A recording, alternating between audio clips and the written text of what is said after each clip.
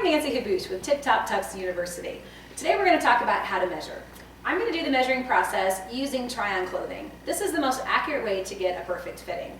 We're going to start with the customer's height and weight. So I would always ask him his height and his weight first so I can use those numbers in relationship to the rest of his measurements. Then we're going to start with his shirt size. So I'm going to do the neck first. I'm going to reach around from the side and get his neck measurement. It's always better to measure from the side than from the front or from behind. So I'm just going to wrap it around his neck. I'm going to put 2 fingers on the inside and pull that measuring tape nice and snug.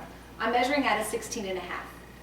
Then I'm going to measure for his length on his sleeve, and I'm just going to turn him to the side, right at his spine, at the top of his spine. I'm going to find that bone, and I'm going to put my finger right there to hold onto the tape, out to his shoulder, and then straight down to about 1 inch below his wrist. Right here at the bottom, underneath their wrist bone, is where the shirt will typically fall. So we want to measure just 1 inch below his wrist bone, which is pretty easy to find on most guys. So I'm measuring at a 34 on the sleeve length. Next, we're going to measure for his coat size. So the first thing I'm going to do is get an overarm measurement. I'm going to start with the things that he doesn't have to move at all, and then I'm going to have him lift up his arms for the chest, the waist, and the hip. So again, I'm just coming up around the top, drop my tape down around the outside to get the full chest measurement. I'm going to pull this nice and snug, and I'm going to get an overarm measurement at 50. So again, I'm going to just keep it nice and snug. I want to make sure I'm at the fullest part here, and my tape is nice and straight across the back. So 50 is what I'm measuring, minus the 8 inches, because it's overarm minus 8 is going to get me to a 42. Next, I'm going to lift up his arms to get an underarm measurement. I'm going to again go to the fullest part of his chest, and I'm measuring about a 42.5. So the overarm minus 8 was 42. Now my chest measurement is about a 42.5. So it's kind of leading me to think he's going to wear about a 42 coat. Next, I'm going to take his waist, and I'm going to go to where his natural waist is, and I'm going to get about a 37 when I'm measuring right at his waist. Now it's important if he's got on a belt, or he's got on a heavy pair of pants or jeans, or I've got a thick sweatshirt to work around, that you're getting a pretty accurate waist measurement by getting underneath all that stuff. But I'll always ask him what his waist size is, because 9 times out of 10, I'll measure about 1 inch or 2 bigger than what he actually wears. So in this case, JJ's a 36, and that's what I'm going to have for a chest or a waist measurement. Then I'm going to drop down and do a hip measurement. The hip measurement is very accurate because the hip and the chest 90% of the time are the same exact size, and almost always will determine their coat size. So when I measure his hip, I'm at 42.5. So it's very consistent with how he was with the chest. So obviously there's not a 42.5 coat. I'm going to start with a 43 as his coat size. Now I'm going to remember all that, and I'm going to actually have him go into a dressing room and try on a pair of trousers and try on a dress shirt so I can make sure that those sizes are accurate. Okay, so now our customer has tried on his shirt and his trousers and his shoes. This way we know that everything fits properly. So I can just double check that I did the right measuring. He's got enough room in his neck. His sleeve length looks great. His pants feel good. I can teach him how to adjust the waist of the trousers. That'll save us a little time at pickup, and I can start working on a length here. So now what I'm going to do is I'm going to have him just look at the mirror straight ahead so that I can see him as well as he can see what his length is going to look like. I'm going to make sure he's got his pants on his waist so that when he puts his vest on, his vest and his trousers meet.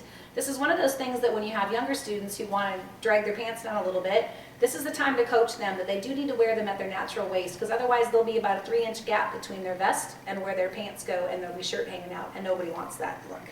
So we're going to measure, one thing here we're going to do is we're going to measure from the top of the waistband to the bottom of the pant.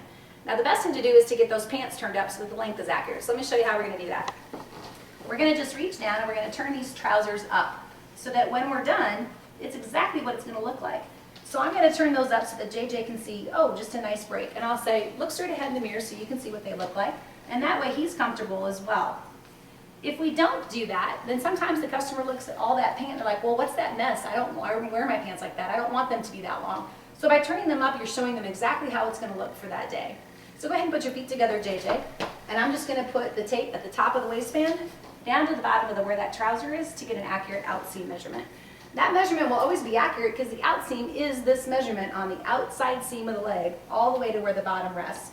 And that should end up being right at the top of the heel at the back of the shoe. So that's an accurate length on the outseam. Next, we're going to try his jacket on. So if you remember, we're going to double check. We had a 50 on the overarm, which minus 8 was 42. His chest size was a 42.5, and his hip was a 42.5. So we're going to try on a 43. He's 6 foot, so a regular is usually the right length for the jacket, so we're going to try on a 43 regular.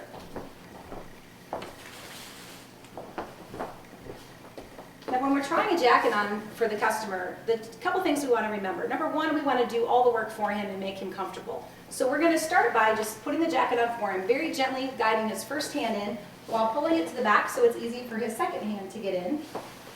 And then we're going to let it rest on his shoulders. And before he has a chance to do this and show me that it doesn't fit, I'm going to make him really comfortable so that he knows it does fit. So I'm going to shimmy it across the shoulders, stretch the sleeves down to the back, make sure that it looks long enough, but not too long. Tug it to the back to make sure that looks good in the length of the actual coat. Come around to the front and button it. And the reason we do that is to double check the fit through the body. I don't want there to be too much room here, so it's got a nice taper through the body. Then I'm just going to check how does it fit across the shoulder. Does the profile silhouette look good? So I'm going to come around to the front, double check this part is fitting nice, the sleeves are breaking nicely right at the wrist, and make sure that everything looks okay. And it looks great. Then I'm going to take it back off for him so he doesn't have to do any work. Shimmy it back down, and now he can change and he's all done. And there's a perfect measurement.